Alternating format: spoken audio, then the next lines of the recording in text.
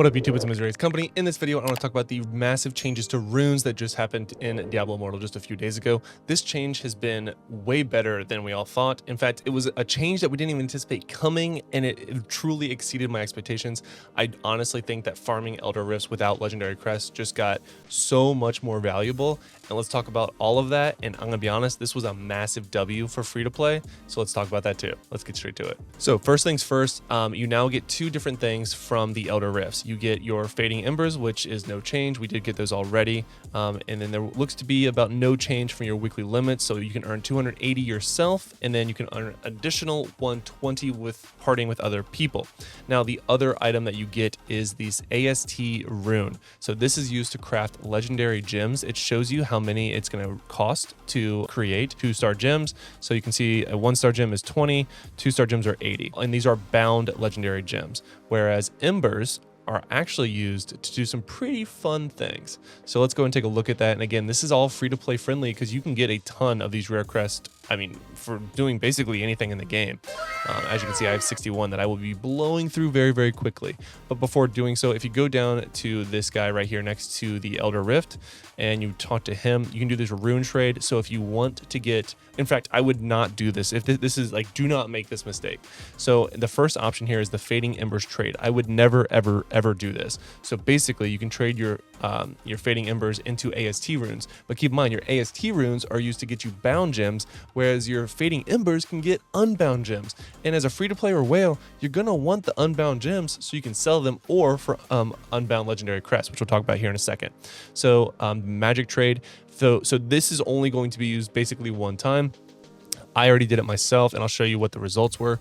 Basically, you get to mass sell all of your other gems. You have to do them in either 2s for the rares or for the magic runes, and then quantities of 8 for the common runes, and you get a ton of these AST runes from that. So if I go over here to my new stash, it's over here. I have one of each, unfortunately, which I'm now going to live with forever because I can't destroy them and it's not in the correct quantity in order to sell it, which does kind of stink. But again, here we are. I have 906 of the AST runes, which is massive. And then the Fading Embers aren't shown on here for whatever reason, but you saw them on this screen. And I had 400 and change, 427. Now, what can I do with these two new crafting? Well, one old, one new crafting material. You're going to go down to the jeweler. That is going to be your one-stop shop for everything legendary crest related.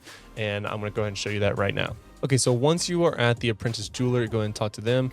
You can do rune trade. Again, you do the same thing here. I would not recommend that AST one as of right now for your Fading Embers. Just grind those out with the rare crest. So here you go to craft. You can see Eternal Legendary Crest. So this is the one that will actually get you a legendary gem that you can sell on the marketplace. So this is where you use your Fading Embers.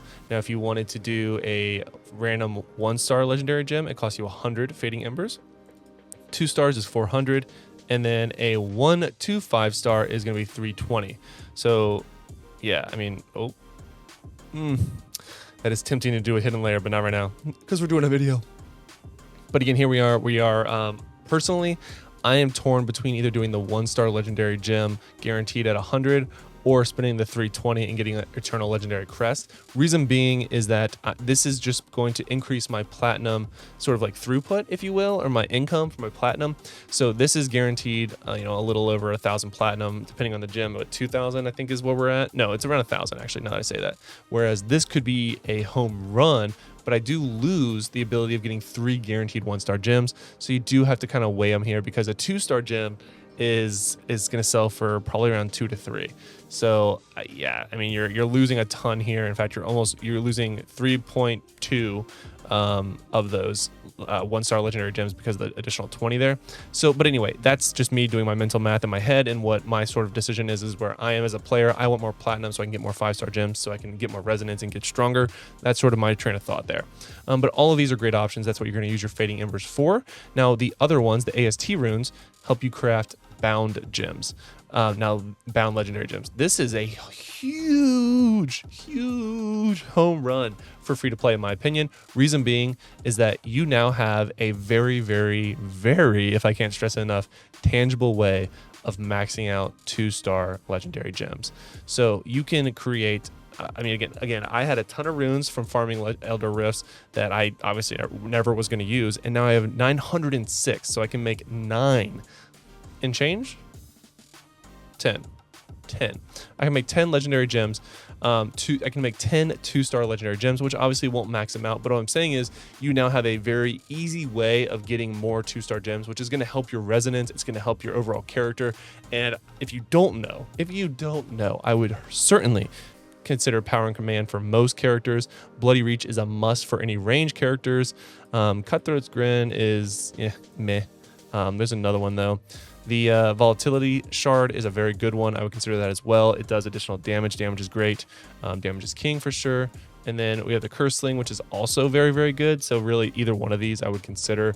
And then obviously if you haven't maxed out your Berserker's Eye as a free-to-play, definitely do that. That's free damage.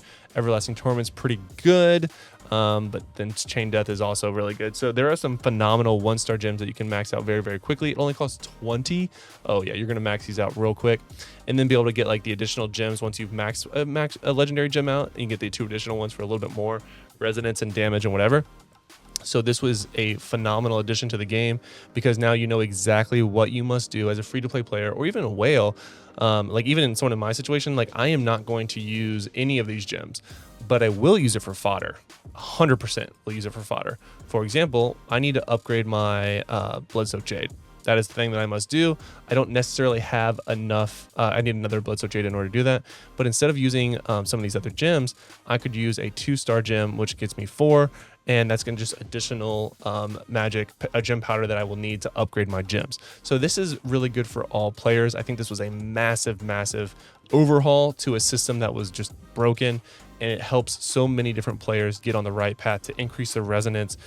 As free to play, pay to play, whale, whatever you are, this was a massive W. Let me know what you guys think in the comments below. And if you haven't seen my video on my opinions on the brand new normal gem changes, because that was also a kind of controversial topic or a kind of a hot take, check out this video right now. Make sure you click on it because that shows you everything and a full breakdown of normal gems, how to get them, and the best strategy to use. Make sure you check out that video right now.